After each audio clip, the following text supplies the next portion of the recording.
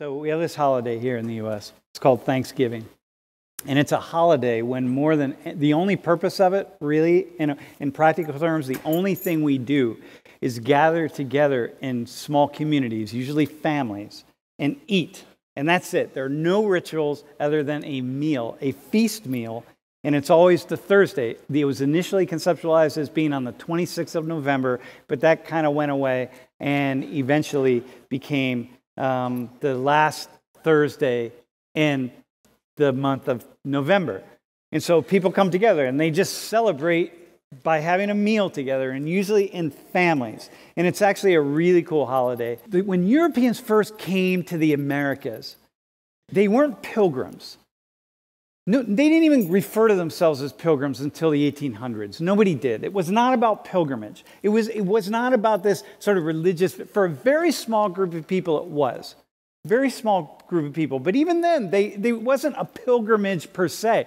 They were leaving some kind of way, persecution of some sort, and seeking some place where they could practice their belief system in the way that they wanted to, but they didn't see themselves as pilgrims. So the whole idea that this image here, this image of the indigenous peoples and what is considered to be pilgrims is like, first off, it's just right off the bat wrong. They're not pilgrims, right? So most people who came here because they were really poor and seeking something.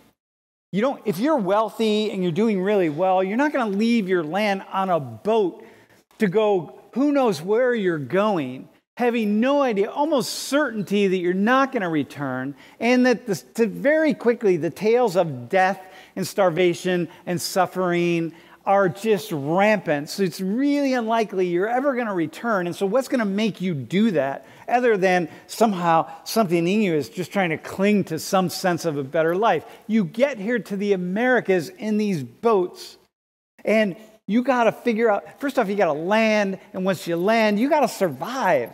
And how do you survive? Like you're in this, imagine that, I don't know, you ever watch some of these programs? Sometimes one of my in-laws, which is where I'll be next week, they'll turn on some of these programs on television about survival in Alaska or something. And like, can you imagine survive? So imagine being these people and landing somewhere in this territory and somehow trying to survive. And the idea that they immediately got off the ships and started killing indigenous peoples is not what happened. They didn't immediately do that. The only way they were able to survive is because they got assistance from the indigenous peoples who were here. They never would have survived. It's just not possible. And you always have men, women, and children. And it's just like, oh my God. So you have all these boats coming over. Not all these, but slowly they started to build up and they start landing. And let me just stick with North America, where ultimately you would get to a scene like this up here. And so so this is all the Thanksgiving piece. I'm giving you the background to Thanksgiving, right? They come ashore and there's people living here because this is a land that is populated. And the people who are living here don't attack them at all because this is not, certainly somebody got attacked somewhere, but very rarely did that ever happen. Mostly people were very cooperative, and the indigenous peoples here were really wondering, who are these strange-looking people in this big boat? And what are you doing here? And these strange-looking people carrying things with them that are very intriguing to the people who are here. Just as the people who are here, the indigenous people, the so-called Indians, and we say Indian only because Columbus had the idea that he was seeking a new route to India. So when he landed in Hispaniola, which is the Dominican Republic in Haiti, he actually made his crew sign a pledge that they had actually arrived in India. So the idea is these are Indians because we're in India, but they weren't in India because they didn't make it to India because they couldn't get through to India, but he was looking for another way to expand the spice trade. But in any case, so people, the indigenous peoples, the Indians, are helping out. Like they're establishing these relationships, and people are learning to communicate with one another, and then slowly learning each other's language, and time goes on, and things start to build, and then, the indigenous people start dying. because the Europeans are bringing all of these diseases for which they did not have immunities, and the Europeans are dying because they are also contracting diseases and not eating the right foods, and you're just suffering, just like, oh my God, just suffering because they're not eating, right? So eventually, in 1621 in Massachusetts, so this has not been going on. Right? So the initial settlers are settling in the Americas, and then pretty quickly, in the Americas, the conquistadors start brutalizing the Indians, right? The indigenous people. I mean, it was just massacre after massacre, realizing that, hey, we're going to conquer them and we're going to enslave them. And in fact, most indigenous scholars identify the genocide that happened in the Americas as the longest, most extensive genocide ever to be known in human history, which is right here.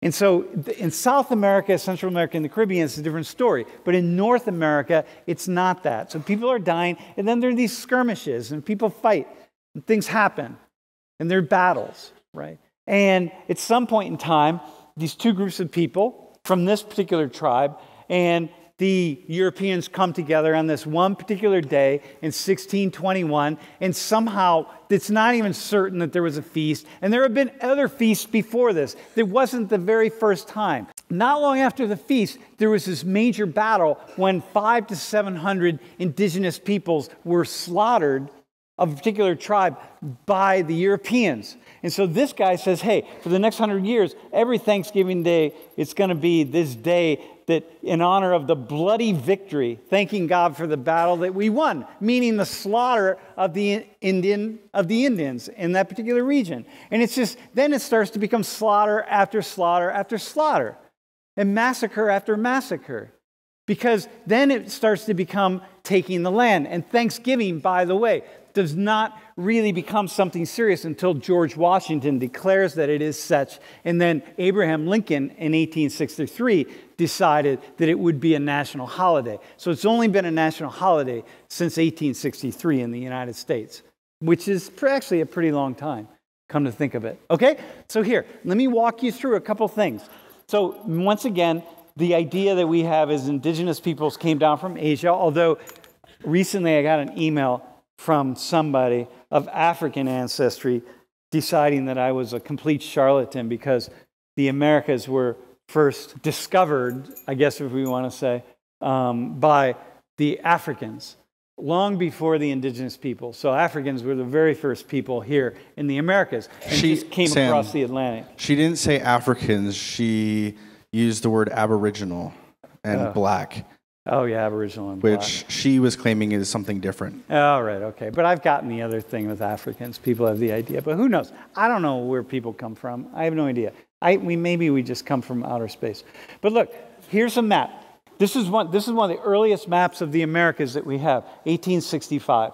And these are all of these towns that were established. And notice that there's nothing here, right? See, look at it in South America, right? Here's Hispaniola, and here's, right? Notice how it's just all empty. You see the Mississippi River? The French established settlements along the river, because you always do along the river, but it's all empty. But it wasn't empty, right? This wasn't an empty land. The land was all inhabited by people who had come many, many, many centuries, millennia before. And then people came with the idea that they wanted the land. And well, you have to have the thing that's most important. Imagine that you're Native American in the U.S. And imagine that there's this major national holiday when Americans come together and they celebrate the goodwill, and they celebrate their families, and they celebrate their histories, and they celebrate everything that is about them. But you know that the only reason that they can celebrate all these things is because really of the genocide and the slaughter and the death and the displacement of your ancestors. And so, you live in this really weird space of always having to, when you start to learn about these things and understand these things, you have to juggle them all. Like it's a constant juggling act, right? Like you have to kind of make sense of, wait a minute. But most of these people who came, most of the people who were establishing settlements, they weren't rich Europeans. They were really poor Europeans. And they're just trying to find space for themselves. In the same way that, like they're just trying to make sense of their lives. The same way that when one of us buys a cell phone, we're not thinking about all the slavery that goes into the cell phone. Well, these people, when they came to the Americas, they were just looking for some place to go. And there's land here and things are happening and there are people here, but they're not thinking, hey, wait, I'm taking land from these people. Just like you're not thinking when you pull your phone out, hey, there's people's blood in my phone. So imagine this poster, right? This is land that was owned by somebody. And here's the poster, Grand Rush for the Indian Territory. So they kick all the indigenous peoples who don't leave willingly, they're put into reservations or they're killed, right? And then now is the chance to procure a home in this beautiful country, 15 million acres of land, now open for settlement. It's just like, think about that. I tried, a former student of mine who's Navajo and is on the Navajo reservation. I tried to get him to Skype into class today, but he was busy. Just see that. You know what I mean? Like, so I don't know. This is red land, right? This was red land. And then it became red land because of the blood that was shed, but it's red land. And you have to, and this is everybody. It doesn't matter if you're white, black, or brown. If you have land, this land right here that we're on is red land. So it doesn't matter. It's all part of it. And there's something, a value of just thinking through that. You know what I mean? And so here are the reservations now. So this is my former student is right here in Arizona, right? It's called the Four Corners area. This is the largest reservation. And by the way, there are 567 recognized tribes in the United States. When we ask people, the answer is like 4, 5, 6 or something. There's 567 recognized Native American tribes in the United States, federally recognized. So Native Americans are still here.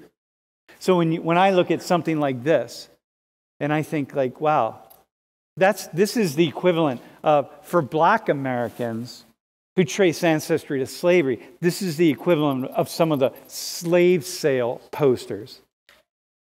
It's very similar. That's the same thing. Because for indigenous peoples, land is alive. This is God, right? Land is, you get that, right? I mean, Amin and DJ were here. I think they talked about that. But so anyway, and now take a look at this. Just to check out a couple things. Look at the poverty rate of the United States. This is in 2015. Poverty rate of the U.S. is 9%, meaning 9% are below what is considered to be the standard of poverty for families with children, family with 2 children. Look at Navajo Res. Look at Pine Ridge. Intaw, all reservations, 38%. Look at that, man. Per capita income, the U.S., 42,000. Look at the Kickapoo, Crow, and Creek, the Pine Ridge. Per capita income, man. That means on average, a Native American living on the Pine Ridge Reservation makes about $1,500 per year. That's poverty. So the poorest people living in the United States, hands down, are indigenous peoples of the America. So when we celebrate Thanksgiving, and this isn't to feel bad. This is actually, my attempt here is not to be like, oh, when you're sitting and eating all this food and you have too much of it and one thing after another, is not to feel bad. Actually feel like, have just a kind of a sense of reverence for everything that went into this, the history and what it is. If you don't feel bad, feeling bad isn't what it's about. But you look at these numbers here, and it's like, man, like this is real. And we don't talk about indigenous peoples. So, we have these kind of stories about things like the only time of the year that we really talk about indigenous peoples is Thanksgiving. And even then, we just sort of, kids have for those of you, if you're you're not in the U.S., people at Thanksgiving will put on plays and like school plays, and some kids will dress up as pilgrims. Some kids will dress up as Indians, American Indians, and they'll put a feather in their hair, even though a very small number of tribes had a cultural tradition of putting feathers in their hair. But nonetheless, if you want to portray yourself as American Indian, you got to put the requisite feather in your hair. So, which is kind of just what it is. And then people will put on these little school plays about sitting down at a table like this and having a big feast together, and everybody's really happy and getting along. No one talks about, we're not going to talk about, the other stuff that happened, because that doesn't lead us to feel good. And the problem is, when we don't talk about it, these things just continue.